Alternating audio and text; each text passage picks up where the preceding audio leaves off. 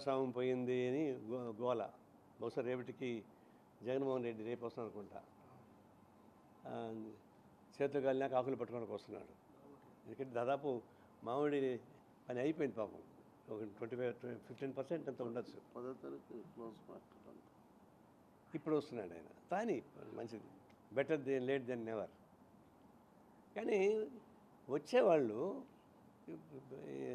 వచ్చేది సోపుదారులు అనేటువంటి పద్ధతి ఎందుకు రావాలని, రాజు కాలంలో కిరీటాలు బుచ్చుకరాటలు వేసుకొని వచ్చేది సోపుదారులు అని అంటుంటే ఆ సోపుదారులు అరుస్తూ ఉంటే అదొక ఆనందం. ఇప్పుడు చనిపోతే వాళ్ళకి సానుభూతి చెప్పడానికి ఇంటికి పోతే కూడా అదే మేళాలు ఏంటండి, మైకులు ఏంటి, జనం ఏంటి, చనిపోయిన ఇళ్ళకి అంత జనం పోవాలన్నా? ఆవిడ పెళ్లి చేసుకుంటుంటే ఆనందం కోసం పోయి రావచ్చు. చనిపోయి బాధపడుతుంటే ఇలా ఆనందంగా పోయి ఉత్సవాలు చేసుకొని భుజగాళ్ళు ఎగించుకొని దిగుతుంటే ఇట్లా మామిడి అయితే బాధపడుతున్న మాట వాస్తవమే.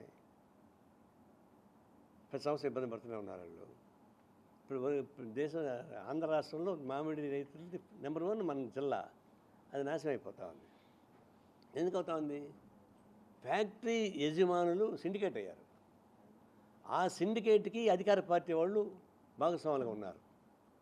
గత ప్రభుత్వంలో మంత్రులుగా ఉన్నవాళ్ళే ఫ్యాక్టరీ ఓనర్లు. వాళ్ళు సిండికేట్ మేనేజ్ చేశారు. కలెక్టర్ చెప్తే కూడా ఇవ్వనికుండా చేశారు రేట్లు. మా వాళ్ళు పోయి ఆందోళన చేస్తే కలెక్టర్ ఒప్పుకున్నాడు పాపం. 7 రూపాయలు 12 రూపాయలు 8 రూపాయలు ఒప్పుకుంటే అది కూడా ఇవ్వకుండా ఆపింది ఎవరంటే ఆ సిండికేట్లో ఉన్నటువంటి రాజకీయ నాయకులే. ఇప్పుడు ఆ సిండికేట్ ఇప్పుడు తయారైంది. నేను కోరేది ఏంటంటే వాళ్ళు నష్టం వస్తుంది అంటారు కదా, వాళ్ళు జ్యూస్ తీసుకెళ్ళి ఎక్కడ అమ్ముతున్నారు కనుక్కోండి. ఏ దేశం అమ్ముతున్నారు? ఆ బిల్లు చూస్తుంది తెమ్మని చెప్పండి. ఆ దేశంలో వాళ్ళ బిల్లు ఎంతకు అమ్ముతున్నారు, ఎన్ని డాలర్లు వస్తున్నాయో. వాళ్ళు లాస్ వస్తుంది. లాస్ కాదు, సిండికేట్ అయ్యి రైతులను దగా చేస్తున్నారు.